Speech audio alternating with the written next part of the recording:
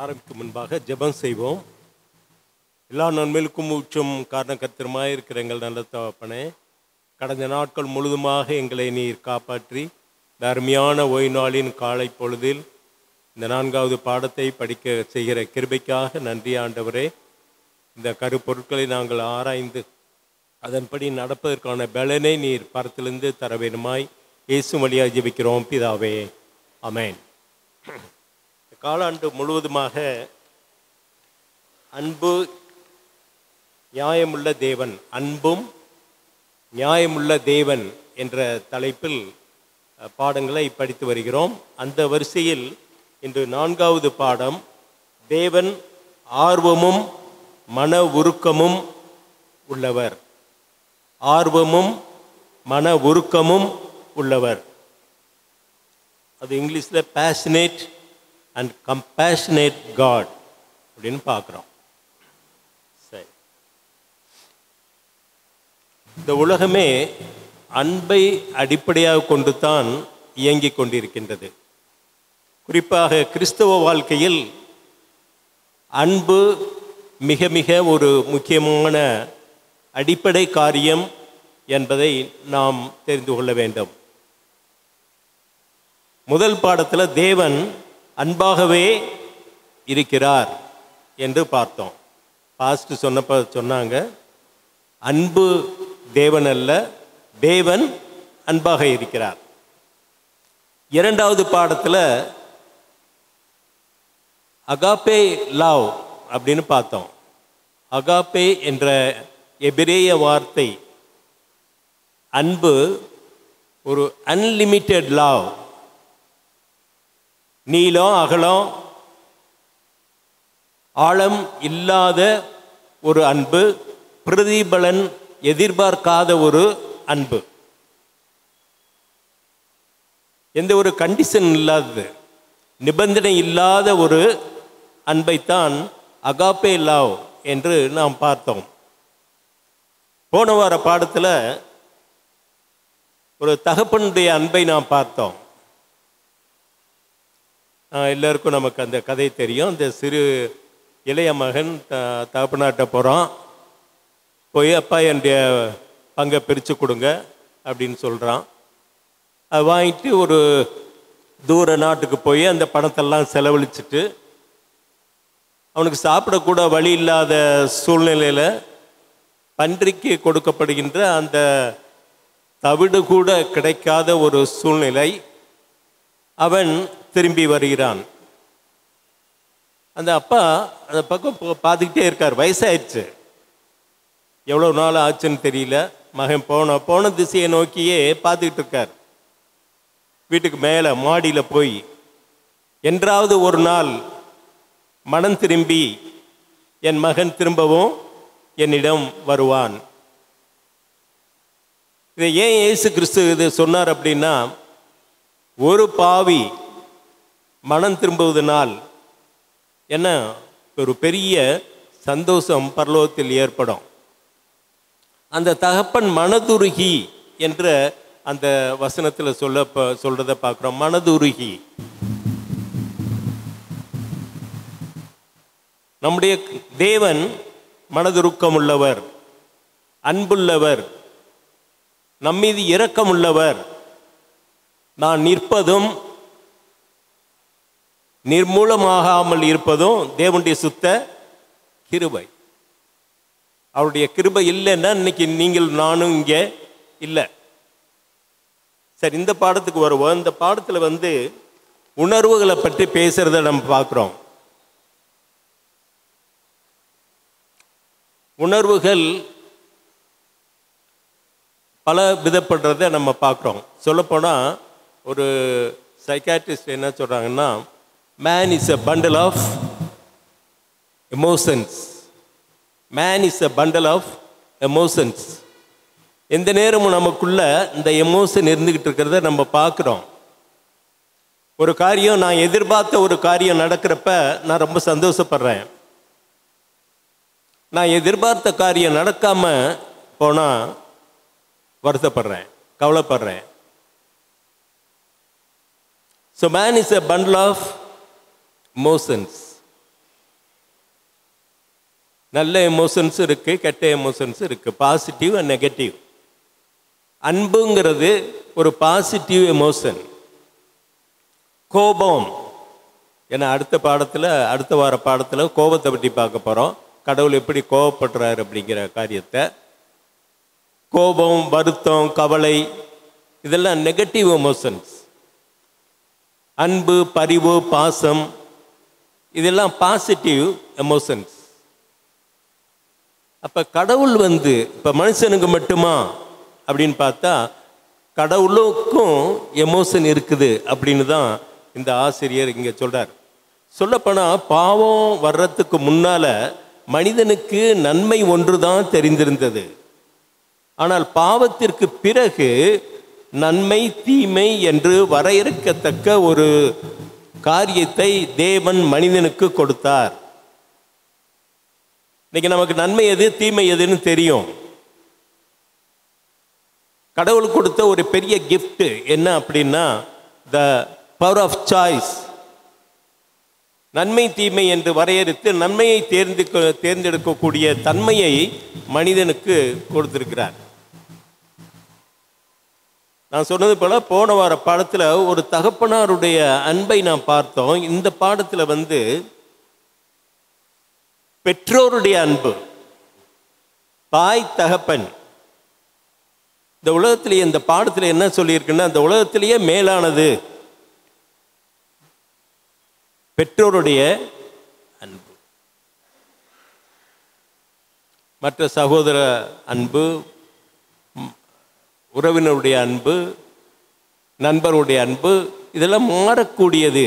தேவனுடைய அன்பு மாறாதது. மனித அன்பு மாறக்கூடியது. அது மட்டுமல்ல, மனித அன்பு குறையக்கூடியது.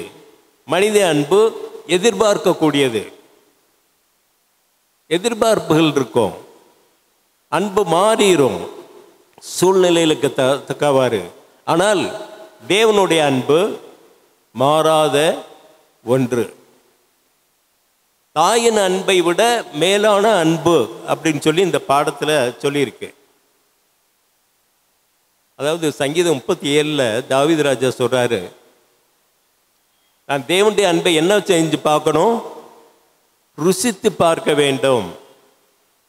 தேவனுடைய அன்பை ருசித்து பார்க்க வேண்டும். அப்போதான் அவர் அன்பாக இருக்கிறாருங்கிறது நமக்கு தெரியும். அதை ருசித்து பார்க்கணும். அன்பாக இருக்குது எப்படி நமக்கு தெரியும்? சரி, அதனால் இங்கே என்ன பார்க்குறோம் அப்படின்னா, தேவன் மனதுருகிறவர், அன்புள்ளவர். தாயை விட, தாயின் அன்பை விட, தகப்பனின் அன்பை விட. இங்கே நீங்கள் பார்க்கலாம், புலம்பல்ல சொல்லியிருக்கு, இவர் தேவன் தம் பிள்ளைகளை மறப்பதே இல்லை, அவரது இரக்கங்களுக்கு முடிவே இல்லை. அவருடைய இரக்கங்களுக்கு முடிவே இல்லை. ஒரு முடிவில்லாத ஒரு அன்பு. நம்ம அதை யோசித்து கூட பார்க்க முடியாத ஒரு காரியம். 103வது சங்கீதம் 13வது வசனம் யாராவது எடுத்தவங்க வாசிங்க பார்க்கலாம். ஒரு வசனத்தை வாசித்து நாம் கடந்து செல்வோம். 103வது சங்கீதம் 13வது வசனம். தகப்பன் தன் பிள்ளைகளுக்கு இறங்குறது போல கர்த்தர் தமக்கு பயந்தவர்களுக்கு இறங்குகிறார். ஒரு தகப்பன் தன் பிள்ளைகளுக்கு இறங்குகிறது போல. அன்புன்னு சொல்றப்ப 2 பேருடைய அன்பு முக்கியமானது. தகப்பனுடைய அன்பு, தாயுடைய அன்பு. இல்லை, இன்னொரு வசனத்தையும் நம்ம பார்க்குறோம். ஏசாயா புத்தகம் 49வது அதிகாரம் 15வது வசனம் யாராவது எடுத்தவங்க வாசிங்க. ஏசாயா 49:15.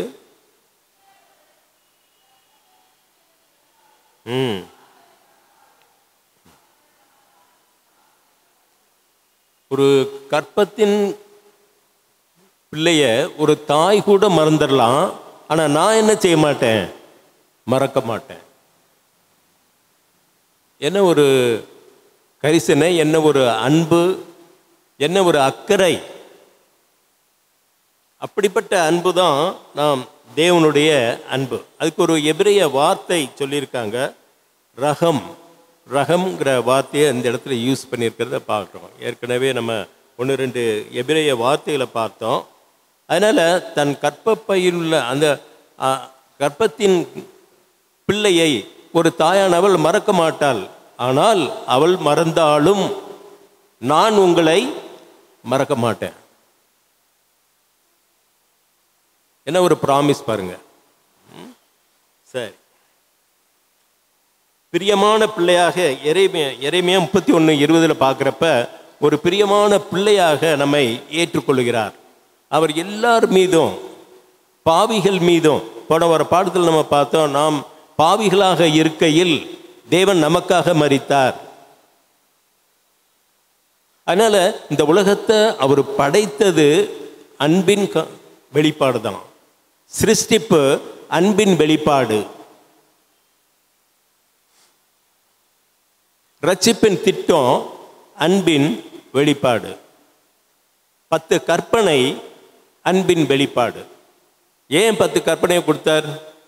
நம்ம மீது அன்பு செலுத்தினதுனால நாம் பாதுகாப்பாக இருக்க வேண்டும், நான் நல்ல முறையில் வாழ வேண்டும் என்பதற்காகத்தான் 10 கற்பனைகளை கொடுத்தார். 10 கற்பனை மனுஷனுக்கு கஷ்டத்தை கொடுக்கறதுக்காக இல்லை, அவன் சந்தோஷமாக வாழ வேண்டும், அவன் பாதுகாப்பாக இருக்க வேண்டும் அப்படிங்கிறதுக்காகத்தான் தேவன்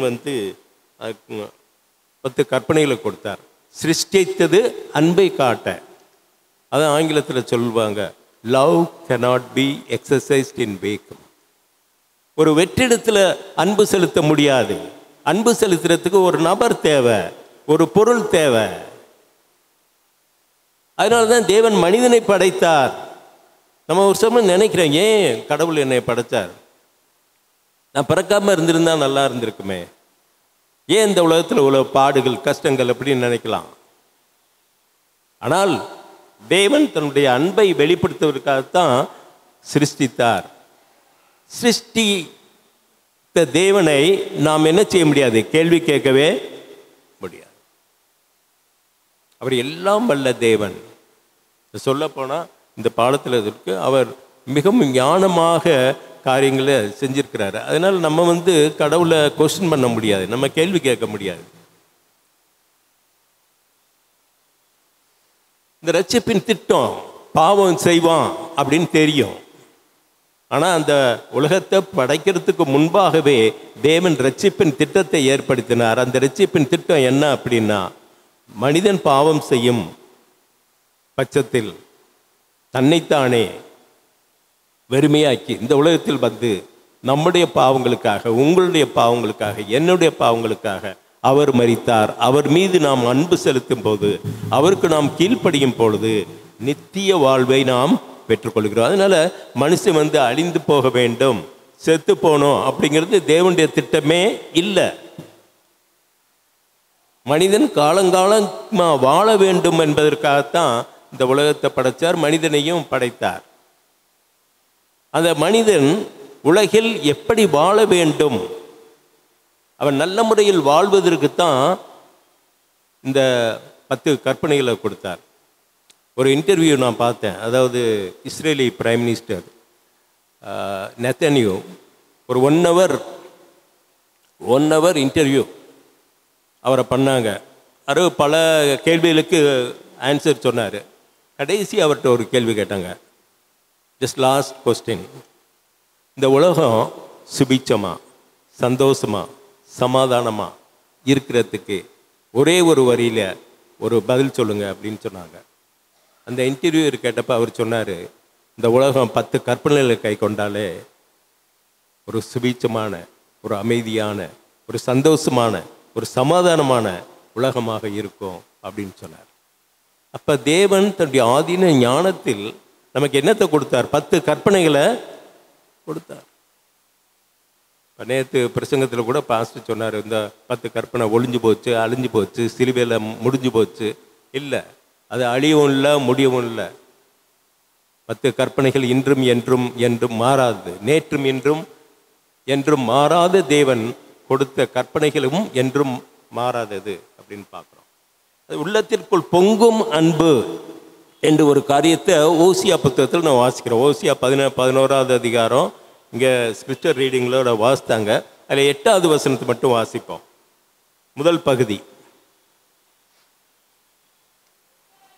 எப்ராயிமே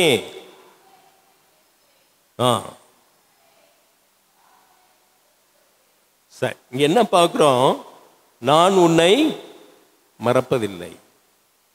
அது சொல்லப்போனால் இங்கே என்ன சொல்லியிருக்குன்னா, இஸ்ரேல் ஜனங்களை கிட்டத்தட்ட 40 வருஷம், எப்ராயிம்ங்கிறது இங்கே இஸ்ரேலை குறிக்குது, இந்த வனாந்திரத்தில் நடத்திட்டு வர்றாரு. எகிப்திலிருந்து மோசே என்ற ஒரு தலைவனை தேர்ந்தெடுத்து 40 வருஷம் நடந்து வர்றாங்க, பிரயாணப்பட்டு வர்றாங்க. கடைசியில் கானான் வந்து சேர்றாங்க. அவர்கள் துணி வந்து பழமையாகவில்லை, அவங்க செருப்பு தேய்ந்து போகவில்லை. அப்போ அவங்களை ஏந்தி கொண்டு வந்ததாக நாம் பார்க்குறோம். தேவன் அவர்களை ஏந்தி கொண்டு, அவர் ஏந்துவார், தப்புவிப்பார் என்று நாம் பார்க்கிறோம். அப்படிப்பட்ட ஒரு தேவன் இருப்பதை இந்த பகுதி நமக்கு சொல்றதை நம்ம பார்க்குறோம். உபாகமம் 1:31 என்ன பார்க்குறோம் அப்படின்னா, அவர் சுமந்து கொண்டு அந்த மக்களை லிட்டரலாக more than 6 lakhs people அவங்கள அப்படியே தூக்கிட்டு வர்றார் சுமந்து கொண்டு. கானான் தேசம் என்ற ஒரு ப்ராமிஸ் லேண்ட், அந்த இடத்திற்கு இந்த மக்களை அழைத்து சென்ற காரியத்தை தான் இந்த ஓசியா புத்தகத்தில் 11வது அதிகாரம் 8வது வசனம் பூரா நாம் பார்க்குறோம். அதனால் அன்பு பொங்குறதுனால தான் இந்த காரியம் நடந்துச்சு அப்படின்னு வேதம் சொல்கிறத நம்ம பார்க்குறோம். 1 ராஜாக்கள் 3வது அதிகாரம் 26வது வசனத்தை வாசிப்போம். ஒரு பொங்குகின்ற அன்பு, ஒரு தாயினுடைய அன்பு எப்படி ஒரு பொங்குகின்ற அன்பாக இருந்துச்சு அப்படின்னு பார்க்குறோம். அதாவது சாலமோன் ராஜா ரொம்ப ஞானமுள்ள ஒரு அரசன், ரொம்ப பிரசித்தி பெற்ற அரசன். அவருக்கு முன்னால் ஒரு பிரச்சனையை கொண்டு வர்றாங்க. அது கதை உங்களுக்கு எல்லாருக்கும் தெரியும், நான் அதை டீட்டெயிலாக சொல்ல தேவையில்லை. அதில் 2 பேர் வர்றாங்க, 2 தாய்மார்கள். ஒரு தாயினுடைய குழந்தை இறந்துருச்சு. இங்கே சாலமோன் ராஜாட்ட 2 பேரும் சொல்கிறாங்க, இது என்னுடைய குழந்தை, அது என்னுடைய குழந்தை அப்படின்னு சொல்லி ஒரு ஆர்குமெண்ட்லாம் நடக்குது. அது சாலமோன் ராஜாட்ட கொண்டு வர்றாங்க. இவர் எப்படித்தான் இதை டீல் பண்ணுவார், எப்படி நியாயம் தீர்ப்பார் அப்படின்னு சொல்லி பார்க்குறப்ப அவர் என்ன சொன்னாராம், போட்டு அந்த ஒரு கத்தி எடுத்துட்டு வாங்கன்னு சொல்லி என்ன சொன்னார், வெட்டி கலந்து கொடுத்துருங்க அப்படின்னு சொல்லிட்டார். ரொம்ப ஞானமுள்ள ராஜா, சாதாரண ஒரு ராஜா இல்லை. இங்கே ஒரு தாய் வந்து உண்மையான தாய். அந்த தாய்க்கு என்ன இருந்துச்சு? பாசம் இருந்துச்சு, அன்பு இருந்துச்சு, தன்னுடைய குழந்தை மீது பாசம். இன்னொரு தாய்க்கு என்ன இருந்துச்சு? ஒரு தாய்க்கு அன்பு இருந்தால் இன்னொரு தாய்க்கு பம்பு தான் இருந்துச்சு. அந்த தாய் வந்து பம்பு பண்ணுறதை நம்ம பார்க்குறோம். இப்போ சாலமோன் ராஜா அதை புரிஞ்சுக்கிட்டு தான் இப்படி செய்கிறாரு. கத்தியை எடுத்துகிட்டு வா, வெட்டிடுவோம், 2ஆக வெட்டி ஆளுக்கு பாதியாக கொடுத்துருவோம். அந்த வசனத்தை வாசித்து பாருங்க.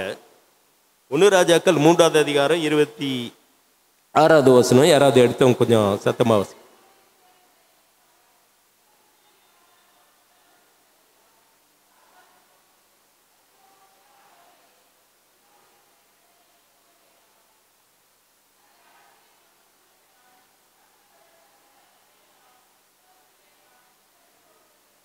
சரி, உண்மையான தாய் என்ன சொல்கிறா அப்படின்னா, இந்த குழந்தைய வெட்ட வேணாம், நீங்கள் அவளுக்கே கொடுத்துருங்க அப்படின்னு சொல்கிறா. ஆனால் இந்த இன்னொரு தாய் என்ன சொல்கிறா அப்படின்னா, இல்லை அதை உனக்கும் வேணாம் எனக்கும் வேணாம், வெட்டிடுவோம். அப்போ இதில் இந்த இடத்துல என்ன பார்க்குறோம் அப்படின்னா, அந்த உண்மையான தாயினுடைய மனது எப்படி இருந்துச்சுன்னு பாருங்கள். தாய் அன்பு மிக முக்கியமானது. எல்லாருக்கும் என்ன வயசானாலும் தாயுண்ட அன்பு என்ன செய்யாது, மாறாது. தாயுண்ட அன்பை நம்ம விலை பேசவே முடியாது. ஒருவேளை தாய் இருக்கிறப்ப அதை உணர மாட்டோம், தாய் போன பிறகு உணர்வோம். இல்லை, ஏன்னா என்னுடைய தாயார் வந்து அவங்க 85வது வருஷத்தில் இறந்தாங்க. 10 வருஷத்துக்கு முன்னால். அவங்க இறக்கிறதுக்கு முன்னால் நான் ஊருக்கு போயிருந்தேன். மணி 5 ஆகுது, நான் மதுரைக்கு கிளம்பிக்கிட்டு இருக்கோம். அப்போ என்னுடைய தாயார் சொல்கிறாங்க, சாப்பிடு அப்படின்னு சொல்கிறாங்க. சாப்பிட்டு போ. எனக்கு பசி இல்லை, சாப்பிட சொல்கிறாங்க. அதே 1 மாதம் கழித்து எங்கள் தாயார் இறந்த பிறகு நான் ஊருக்கு போகிறேன். என் தம்பி தங்கச்சி எல்லோரும் இருக்காங்க. 5 மணிக்கு எனக்கு பசிக்குது, ஆனால் என் தாய் இல்லை.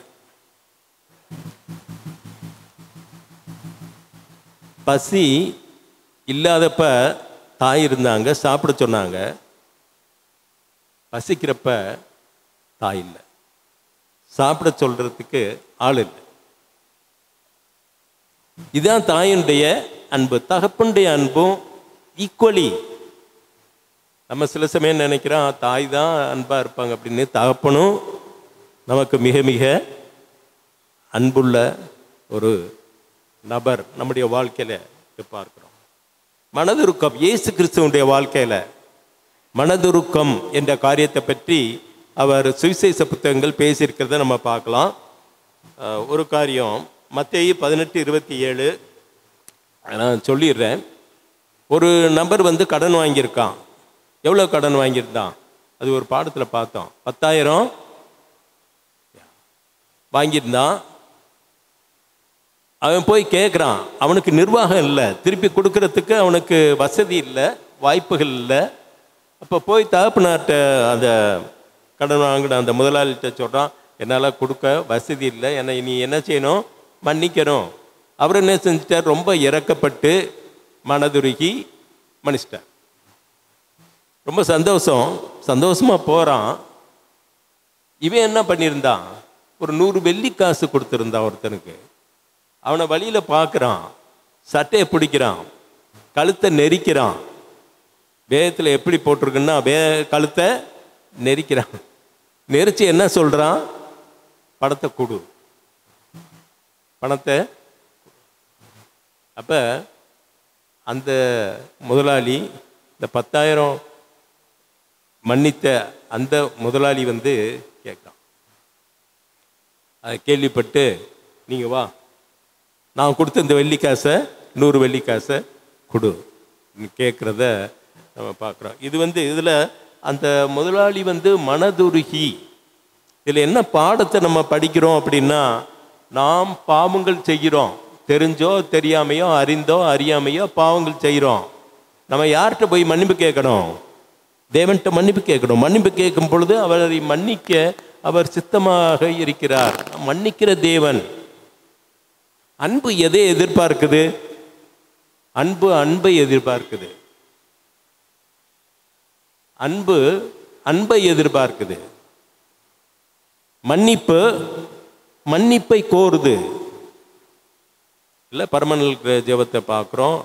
எங்கள் கடனாளிகளுக்கு நாங்கள் மன்னிக்கிறது போல. நம்ம மன்னிச்சா தான் நமக்கு மன்னிப்பு. நாம் அன்பு செலுத்தினால்தான் நம்மள்கிட்ட அன்பு. தேவன் வந்து முதலாவது தேவன் நம் மீது அன்பு வைத்தார். அன்பு வைத்ததுனால தான் தன்னுடைய ஒரே பேரான குமாரனை சிலுவையில் நமக்காக, நம்முடைய பாவங்களுக்காக மரிக்க கொடுத்தார் என்று நாம் பார்க்கிறோம். அடுத்தபடியாக லூக்கா 10வது அதிகாரம் 33வது வருஷத்தில் நம்ம பார்க்குறோம். அங்கே ஒரு மனுஷன் இயேசு கிறிஸ்து ஒரு கேள்வி கேட்குறான். மேபி அவன் நினச்சான், ஏன்னா லாயர் இல்லை, லா படித்தவன். அப்போ ரொம்ப ஸ்மார்ட்டாக நினச்சிட்டு இயேசு கிறிஸ்து ஒரு கேள்வி கேட்குறான். ஆண்டவரே, நான் பரலோகத்துக்கு போகணும், என்ன பண்ணேன்? நான் எங்கே போனோம்? பரலோகத்துக்கு போகணும், நான் என்ன பண்ணணும்? அப்போ அவர் என்ன சொன்னார்? கற்பனைகளை கைக்கொள், அன்பாயிரு. யார்கிட்ட அன்பாயிரு? தேவனிடத்தில் அன்பாயிரு, பிறனிடத்திலும் அன்பாயிரு. அதுதான் ரொம்ப முக்கியம். கிறிஸ்தவ அன்புங்கிறது தேவன்கிட்ட மட்டும் அன்பாக இருக்கிறது அல்ல. நாம் நினைக்கிறோம் தேவன்கிட்ட நம்ம அன்பாக இருந்துடலாம், ஆனால் மனுஷன்கிட்ட நம்ம அன்பாக இருக்க தேவையில்லை அப்படின்னு. ஒவ்வொரு சமயத்தில் நம்ம வந்து தேவன்கிட்ட அன்பாக இருக்கிறது ஈஸி. தேவன்கிட்ட அன்பாக இருக்கிறதுனா என்ன? அவருடைய கற்பனைகளுக்கு, என் மீது அன்பாக இருந்தால் என்னுடைய கற்பனைகளை கைக்கோள். அதான் தேவனுடைய அன்பு.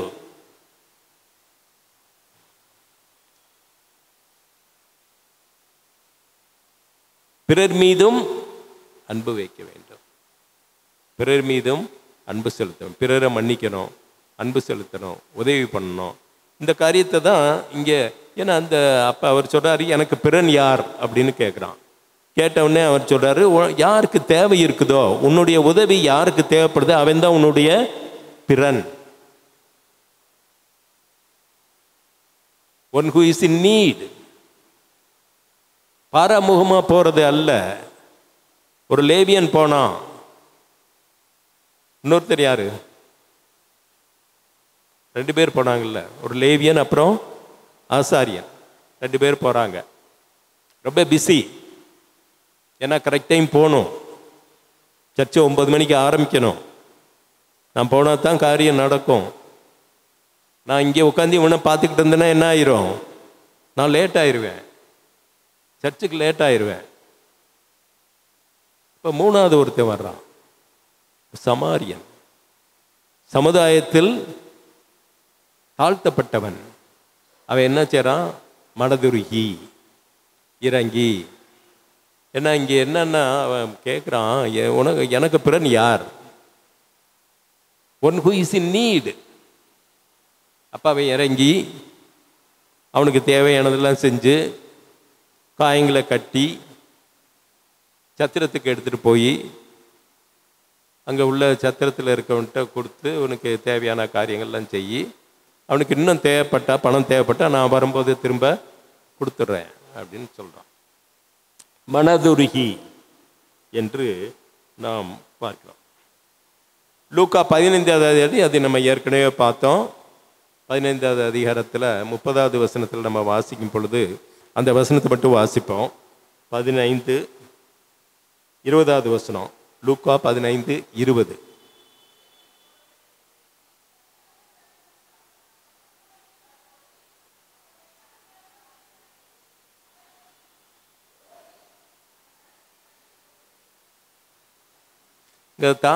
இந்த தகப்பனாருக்கு ரொம்ப வயசாயிடுச்சு. மாடி மேலே ஏறி தினம் பார்த்துக்கிட்டே இருக்காரு. என்னைக்காவது ஒரு நாள் வருவான் மகன் வந்துடுவான் அப்படின்னு சொல்லி. வந்தானா? வந்தான். ஏன்னா எல்லாம் முடிஞ்சிருச்சு, சாப்பிடக்கூட வழி இல்லை. அப்போ நினைக்கிறான், எங்கள் தகப்பனார் வீட்டில் எவ்வளவோ இருக்குதே, இங்கே நான் அப்படி கஷ்டப்படுறேனே, அதனால எங்கள் அப்பாட்ட போய் மன்னிப்பு கேட்டு ஒரு வேலைக்காரனை சேர்ந்துக்குவேன். அங்கே எங்கள் அப்பா வீட்டில் நிறைய வேலைக்காரங்க இருக்காங்க, அதில் ஒன்றோட ஒன்றா நானும் போய் சேருவேன்னு சொல்லிட்டு வரான். ஆனால் அந்த தகப்பனாருக்கு வயசாயிடுச்சு. அவன் போன திசையிலேயே பார்த்துக்கிட்டே இருக்கார். எவ்வளவு மன உருகி இல்லை, மனதுருகி ஓடி போகிறார். அந்த வயசான காலத்துலேயும் தான் மகன் தூரத்தில் வர்றதை பார்த்துட்டு அவன் கீழே இறங்கி ஓடுறாரு. அவனை கட்டிப்பிடித்து ஒரு பெரிய விருந்தே ஆயத்தப்படுத்துறத நம்ம பார்க்குறோம். ஒரு தகப்பனுடைய அன்பை நாம் இங்கு பார்க்கிறோம். தாய் அன்பு, தகப்பனுடைய அன்பு, இந்த அன்பை விடெல்லாம் மேலான அன்பு தேவனுடைய அன்பு என்று நாம் பார்க்கிறோம். இன்னொரு வசனத்தை நம்ம வாசிக்கணும். மத்தேயு 23வது அதிகாரம் 37வது வசனம். மத்தேயு 23:37.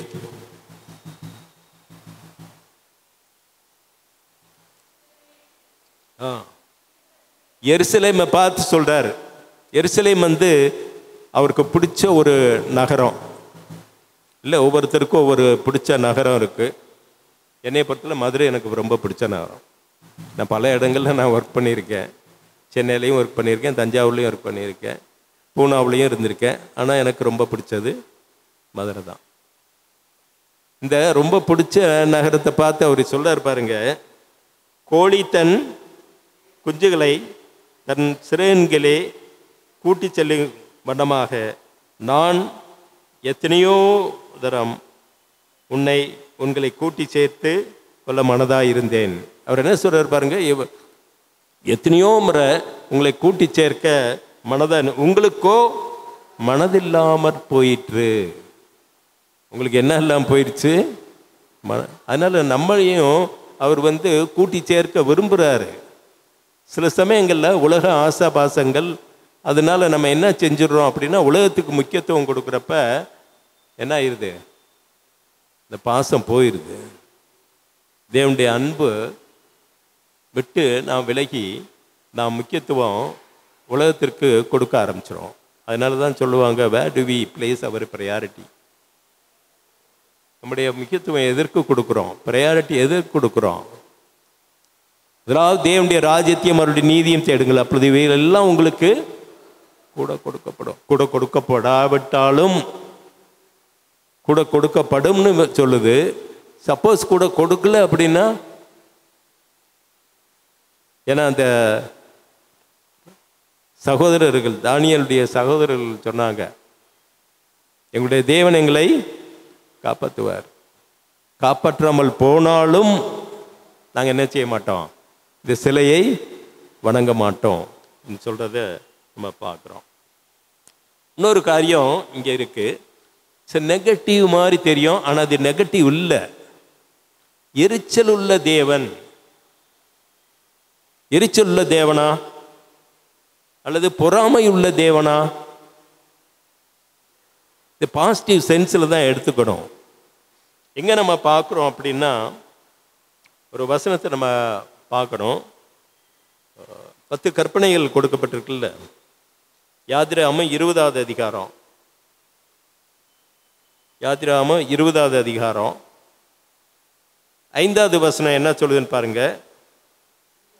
நீ அவைகளை நமஸ்கரிக்கவும் சேவிக்கவும் வேண்டாம், உன் தேவனாகிய கர்த்தராகிய நான் எரிச்சலுள்ள தேவனாயிருந்து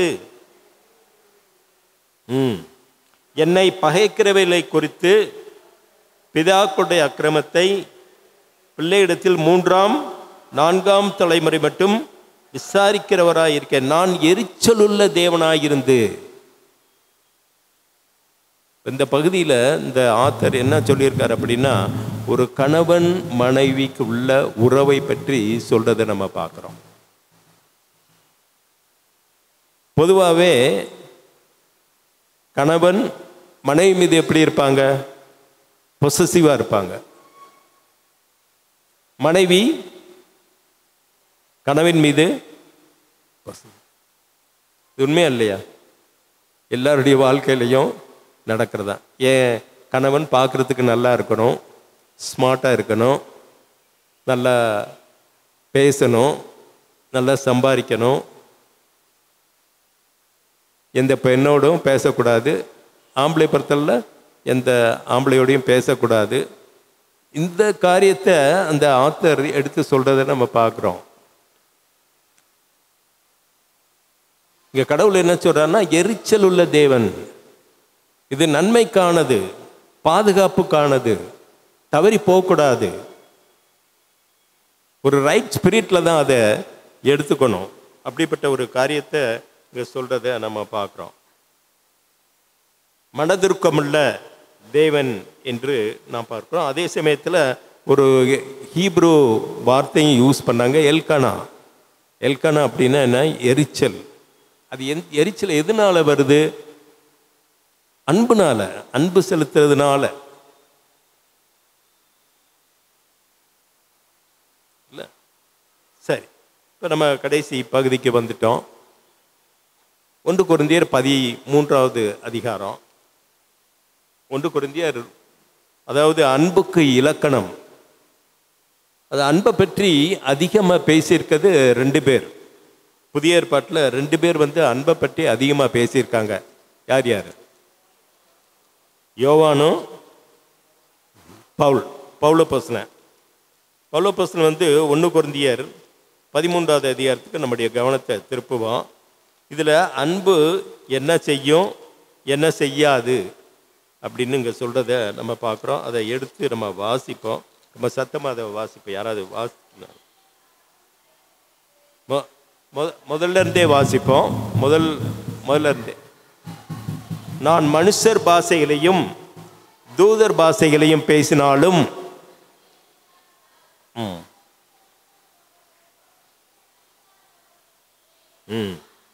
நான் தீர்க்க தரிசன வரத்தை உடையவனாய் இருந்து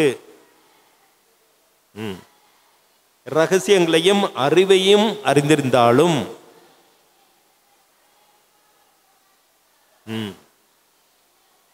இதெல்லாம் இருந்து என்கிட்ட அன்பு இல்லைன்னா நான் ஒண்ணுமே இல்லை. எனக்கு உண்டான யாவற்றையும் அன்னதானம் பண்ணினாலும் என் சரீரத்தை சுட்டரிக்க கொடுத்தாலும் அன்பு எனக்கு இராவிட்டால் ஒரு பிரயோஜனமும் இல்லை. பாருங்க எவ்வளவு அழகா அன்பை பற்றி பவுல் அப்போஸ்தலன் பேசுறாரு பாருங்க.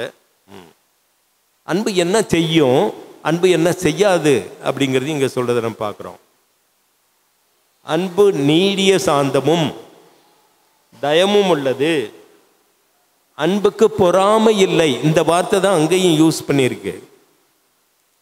கடவுள் பொறாமை உள்ள தேவன் அல்ல. அவர் தாம் பிள்ளைகள் தன்னைத்தான் வணங்கணும் அப்படின்னு நினைக்கிறதுல தப்பு இல்லை. ஏன்னா அவர் தான் சிருஷ்டித்தவர். அதனால தான் அந்த வார்த்தை அந்த இடத்துல யூஸ் பண்ணியிருக்கிறதா நம்ம பார்க்குறோம். அன்புக்கு இல்லை என்ன இல்லை, பொறாமை இல்லை. அன்பு தன்னை புகழாது, இருமாப்பாய் இராது, அயோக்கியமானதை செய்யாது, தற்பொழிவை நாடாது, சினமடையாது, தீங்கு நினையாது, சத்தியத்தில் சந்தோஷப்படும், சகலத்தையும் தாங்கும், சகலத்தையும் விசுவாசிக்கும், சகலத்தையும் நம்பும், சகலத்தையும் சகிக்கும். இது எல்லாம் அன்பு என்னென்ன செய்யும் என்னென்ன செய்யாது அப்படிங்கிறதுக்குள்ள விளக்கத்தை பவுல் அப்போஸ்தலன் ரொம்ப அழகா இந்த 1 கொரிந்தியர் 13வது அதிகாரத்தில் சொல்லியிருக்கிறத நம்ம பார்க்குறோம். அன்பு ஒரு காலம் ஒழியாது. அதாவது ஒரு காரியத்தை நம்ம இந்த இடத்துல நோட் பண்ணோம். அதாவது அன்பு ஒரு காலத்திலும் ஒழியாதுன்னு சொல்லும் பொழுதே இயேசு கிறிஸ்து இந்த உலகத்தில் இருந்தப்ப அவருடைய வருகைக்கு, 2ஆம் வருகைக்கு சில அடையாளங்களை சொன்னார். அதில் ஒரு அடையாளம் என்னன்னா, அன்பு தணிந்து போம். இன்னைக்கு நம்ம அன்பு தணிந்த சூழ்நிலையில் வாழ்கிறோமா? கண்டிப்பா.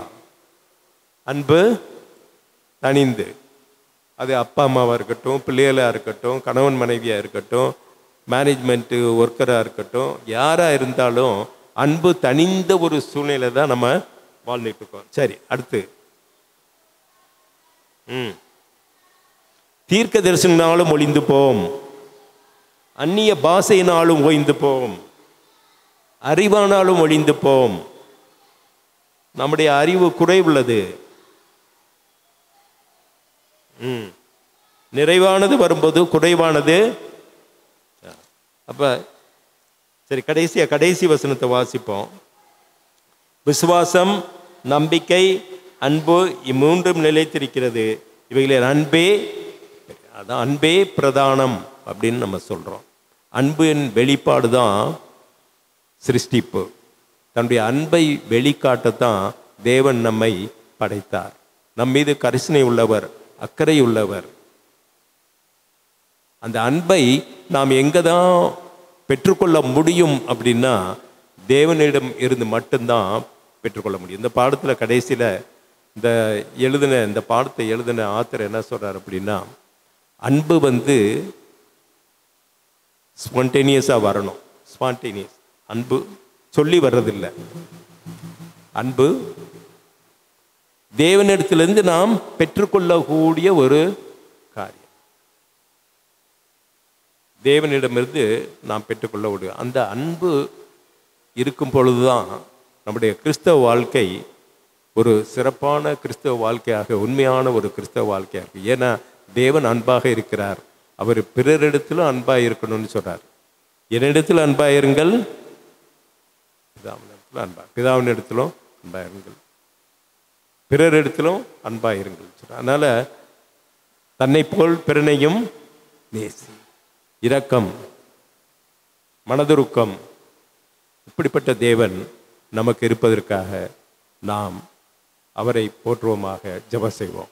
எல்லா நன்மைகளுக்கும் ஊற்றும் காரணத்திற்கான நல்ல தகப்பனே, கடந்து போன நாட்கள் முழுதுமாக எங்களை நீர் கண்ணின் மணியை போல காப்பாற்றி உம்முடைய அன்பை பற்றி ஆழமாக நாங்கள் தெரிந்து கொள்ள செய்த மாபெரும் கிருபைக்காக நன்றி ஆண்டவர். இந்த பாடத்தை நீர் எங்களுக்கு கொடுத்ததற்காக நன்றி ஆண்டவர். இந்த உலகத்தில் நாங்கள் வாழும் பொழுது அன்புள்ளவர்களாக, உமக்கு பயந்தவர்களாக வாழ்வதற்கான எல்லா அனுகுணங்களையும் பரத்திலிருந்து கட்டளையிட வேணுமா இயேசு வழியாக ஜெபிக்கிறோம் பிதாவே. ஆமென்.